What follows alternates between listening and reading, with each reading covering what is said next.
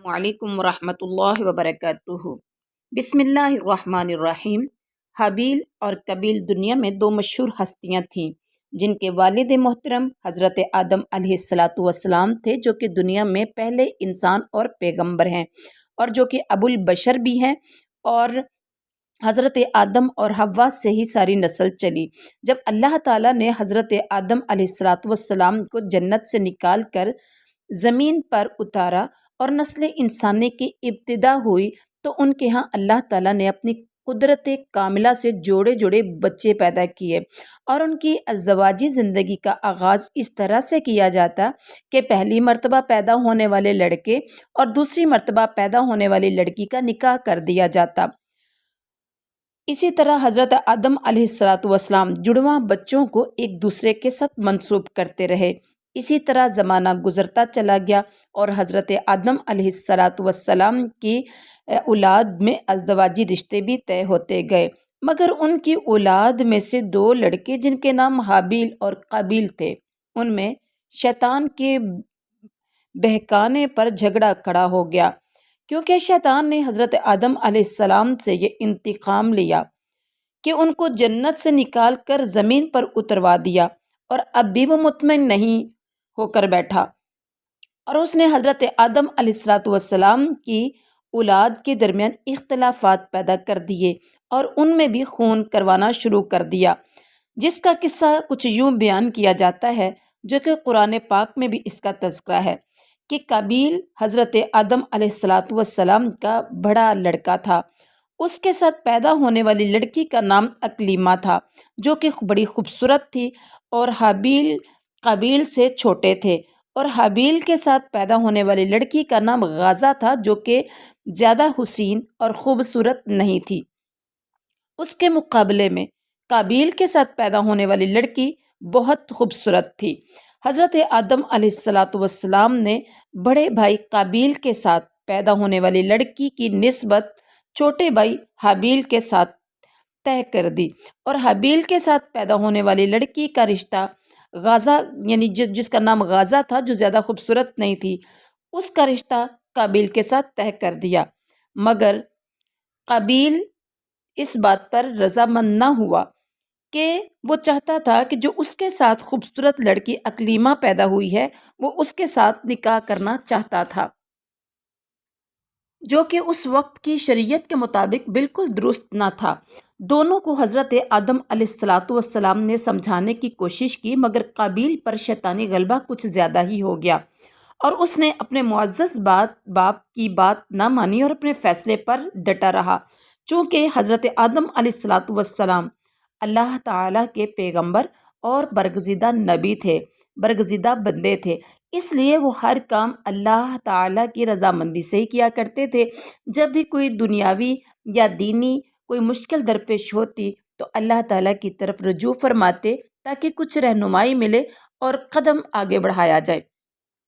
حضرت آدم علیہ السلام نے اپنے بڑے بیٹے قابیل کو بہت سمجھایا کہ یہ اللہ تعالیٰ کا ایک طے شدہ فیصلہ ہے جس کو آپ تبدیل کرنا چاہتے ہو، جو کہ ایک ناممکن سی بات ہے، اور حضرت آدم نے کہا کہ میں کبھی بھی اللہ تعالیٰ کی مرضی کے خلاف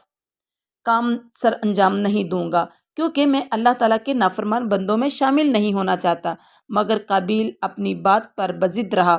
اور حضرت آدم علیہ السلام کا دنیا کا ابتدائی یہ دور تھا، ابھی تک کسی پیشے کی کوئی ابتدا نہیں ہوئی تھی، اس لیے حضرت آدم علیہ السلام اپنی اولاد کو کھیتی باڑی اور بیل بکریاں یا مویشی پالنے کے ہی طریقے سکھایا کرتے تھے۔ قابیل کھیتی باڑی کیا کرتا تھا، اور جبکہ حابیل نے بہت سے مویشی پال رکھے تھے، اور دونوں بہت اچھے خوشحال تھے۔ اس ازدواجی معاملے پر دونوں بھائیوں حابیل اور قابیل میں جب اختلافات بڑھنے لگے تو حضرت آدم نے اللہ تعالیٰ کے حکم سے حابیل اور قابیل کو حکم دیا کہ وہ دونوں قربانی پیش کریں، جس کی قربانی قبول کی جائے گی اکلیمہ اس کے حصے میں آئے گی۔ حضرت آدم علیہ السلام نے اپنے دونوں بیٹوں کو بلا کر اللہ کے فیصلے کے مطابق قربانی پیش کرنے کا جب حکم دیا، اب قابیل چونکہ کھیتی باڑی کرتا تھا اور اناج پیدا کرتا تھا، اور حابیل نے بھیڑ بکریاں اور مویشی پال رکھے تھے، لیکن قابیل نے اپنے اناج میں سے ناقص اناج الگ کر کے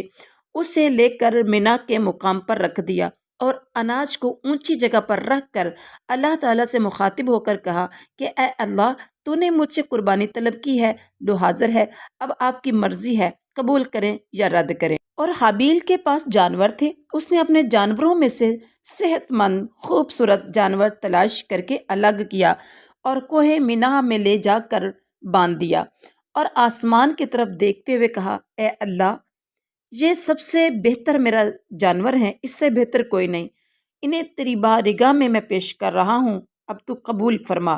قربانی کی تمام چیزیں، اناج اور جانور جب کوہ مینا پر رکھ دینے کے بعد قابیل اور حابیل وہاں سے ہٹ کر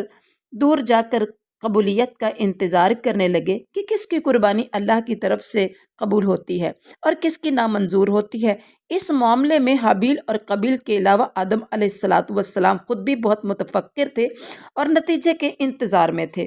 اب اس معاملے میں قبولیت کی ایک بات پہلے سے واضح ہوتی ہے کہ قابیل کا رویہ اپنے باپ سے گستاخانہ اور اللہ تعالیٰ کی رضامندی کے خلاف تھا۔ اللہ تعالیٰ کو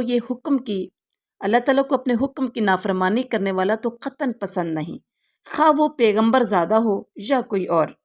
اس صورت میں اللہ تعالیٰ نافرمانوں کی طرف سے کسی قسم کی قربانی قبول نہیں فرماتا، اور پاک پیغمبر حضرت محمد رسول اللہ صلی اللہ علیہ وسلم کا بھی فرمان ہے کہ اللہ کی رضا باپ کی رضا میں ہے۔ غور کیجئے ناظرین، اللہ کی رضا باپ کی رضا میں ہے۔ جو دیکھنا چاہتا ہے کہ مجھ پر اللہ راضی ہے کہ ناراض ہے، تو وہ دیکھ لے کہ اس کا والد اس سے راضی ہے یا ناراض ہے۔ اب دیکھتے ہی دیکھتے اچانک آسمان سے آگ آئی اور حابیل کی پیش کردہ قربانی کو جلا کر راکھ کر دیا۔ دونوں وہ کنواں پر پہنچے جہاں ایک کی قربانی قبول ہو چکی تھی اور دوسرے کی نامقبول۔ تو دونوں نے جب اصل صورتحال کا معائنہ کیا تو پتہ چلا کہ قابیل کی قربانی کو آگ نے نہیں جلایا، اس کے برعکس حابیل کی قربانی کو آگ جلا گئی ہے اور وہ قبول ہو گئی ہے۔ حابیل تو بہت خوش تھا کیونکہ اس کی قربانی قبول ہو گئی، اور قابیل بہت رنجیدہ اور افسردہ سا ہو گیا اور غصے سے بھر گیا۔ تو معزز ناظرین، آئیے قرآن پاک کی سورۃ المائدہ 6واں سپارہ اور آیت نمبر 27 سے ہم اس کا تذکرہ کچھ یوں پڑھتے ہیں جیسا کہ اللہ تعالیٰ نے قرآن پاک میں اس کا تذکرہ کیا ہے، اسی طرح سے انشاءاللہ، جو کہ قرآن پاک کی آیات کا یہ ترجمہ ہے۔ آدم علیہ السلام کے دونوں بیٹوں کا حال کھرا کھرا سنا دو۔ ان دونوں نے نذرانہ پیش کیا، قربانی پیش کی، ان دونوں میں سے ایک کی قربانی قبول ہو گئی، یعنی ایک کی نذر قبول ہو گئی اور دوسرے کی قبول نہ ہوئی۔ اب وہ جب غصے میں آیا تو وہ کہنے لگا میں تجھے مار ڈالوں گا۔ اس نے کہا اللہ تعالیٰ تقوی والوں کا ہی عمل قبول کرتا ہے، گو تو میرے قتل کے لیے دست درازی کرے، لیکن میں تیرے قتل کی طرف ہرگز اپنے ہاتھ نہ بڑھاؤں گا، میں تو اللہ تعالیٰ پروردگار عالم سے خوف کھاتا ہوں۔ اللہ اکبر۔ میں تو چاہتا ہوں کہ تو میرا گناہ اور اپنے گناہ اپنے سر پر رکھ لے اور دوزخیوں میں شامل ہو جائے۔ ظالموں کا یہی بدلہ ہے۔ پس اسے اس کے نفس نے اپنے بھائی کے قتل پر آمادہ کر دیا اور اس نے اپنے بھائی کو قتل کر ڈالا، جس سے نقصان پانے والوں میں سے ہو گیا۔ پھر اللہ تعالیٰ نے ایک کوے کو بھیجا جو زمین کھود رہا تھا تاکہ اسے دکھائے کہ وہ کس طرح اپنے بھائی کی نعش کو چھپا دے۔ وہ کہنے لگا ہائے افسوس، کیا میں ایسا کرنے سے بھی گیا گزرا ہوں کہ اس کوے کی طرح اپنے بھائی کی لاش کو دفنا دیتا، پھر تو بڑا ہی پشیمان اور شرمندہ ہو گیا۔ اور اسی وجہ سے ہم نے بنی اسرائیل پر یہ لکھ دیا کہ جو شخص کسی کو بغیر اس کے کہ وہ کسی کا قاتل ہو یا زمین پر فساد مچانے والا ہو قتل کر ڈالے تو گویا اس نے تمام لوگوں کو قتل کر دیا، اور جو شخص کسی ایک کی جان بچا لے اس نے گویا تمام لوگوں کو زندہ کر دیا۔ معزز ناظرین، یہ تھا قرآن پاک کی آیات کا ترجمہ جو میں نے پڑھ کے سنایا۔ حدیث میں آتا ہے، آپ صلی اللہ علیہ وسلم نے فرمایا، جو قتل بھی ظلمن ہوتا ہے، قاتل کے ساتھ اس کے خون ناحق کا بوجھ آدم کے اس پہلے بیٹے پر بھی ہوتا ہے، کیونکہ یہ پہلا شخص ہے جس نے قتل کا کام کیا۔ معزز ناظرین، اس قتل ناحق کے بعد اللہ تعالیٰ نے انسانی جان کی قدر و قیمت کو واضح کرنے کے لیے بنو اسرائیل پر یہ حکم نازل فرمایا۔ اس سے آپ اندازہ لگائیں کہ اللہ کے ہاں انسانی خون کی کتنی اہمیت اور تکریم ہے، اور یہ اصول صرف بنی اسرائیل ہی کے لیے نہیں تھا، اسلام کی تعلیمات کے مطابق بھی یہ اصول ہمیشہ کے لیے ہے۔ سلیمان بن ربی کہتے ہیں کہ میں نے حضرت حسن بصری سے پوچھا، یہ آیت ہمارے لیے بھی ہے جس طرح بنو اسرائیل کے لیے تھی؟ انہوں نے فرمایا، ہاں، قسم ہے اس ذات کی جس کے سوا کوئی معبود نہیں، بنو اسرائیل کے خون اللہ کے ہاں ہمارے خونوں سے زیادہ قابل احترام نہیں تھے۔ حسد کی بنیاد پر اپنے منصوبے کی ترکیب سوچنے لگا۔ آخر کار اس کے ذہن میں یہ خیال آیا کہ اس کو سوتے میں قتل کیا جائے تاکہ وہ جوابی کارروائی نہ کر سکے۔ ایک دن حابیل کو قابیل نے دیکھا کہ وہ ایک چٹان پر سو رہا ہے۔ قابیل اس کے پاس کھڑا ہو کر کچھ دیر اس کو دیکھتا رہا۔ اب اس کو یقین ہو گیا کہ حابیل گہری نیند سو رہا ہے۔ قابیل نے ادھر ادھر سے ایک بھاری پتھر تلاش کر کے اس کے سر پر مارا، جس سے وہ موقع پر مر گیا۔ مرنے کے بعد قابیل سوچ میں پڑ گیا کہ آخر اس مردے کو کہاں لے کر جائے،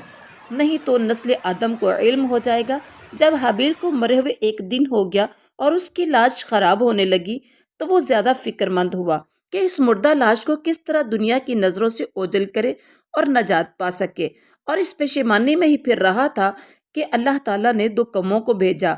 اور وہ دو قوموں کو آپس میں لڑتے ہوئے اس نے دیکھا۔ آخر ایک کوے نے دوسرے کو مار ڈالا اور اپنی چونچ اور پنجوں سے زمین میں مٹی کا ایک گڑھا کھود کر مردہ کوے کو اس میں ڈال دیا۔ یہ عمل دیکھ کر قابیل کو بڑی ندامت اور پشیمانی ہوئی کہ مجھ سے تو کوا بھی عقل مند اور اچھا ہے، میں تو اس کوے جیسا بھی نہیں ہوں کہ اپنے بھائی کی لاش کو چھپا سکوں۔ وہ اس وجہ سے کافی شرمندہ ہوا اور اس پشیمانی اور ندامت پر اپنے آپ کو کوستا رہا۔ آخر کار اسے سمجھ آ گئی کہ جس طرح اس کوے نے اپنے بھائی کی لاش کو چھپایا، مجھے بھی ایسا ہی کرنا چاہیے۔ تو اس نے اپنے بھائی کے لیے زمین میں گڑھا کھود کر اس کے اندر اس کو رکھ کے اس کی قبر بنا دی، اور یوں مردوں کو دفنانے کا ایک آئندہ کے لیے لائحہ عمل مل گیا۔ ناظرین، دمشق کے شمال میں جبل قاسیون پر ایک زیارت گاہ بنی ہوئی ہے جو مقتل حابیل کے نام سے مشہور ہے۔ تو یہ تھا قصہ قابیل و حابیل کا۔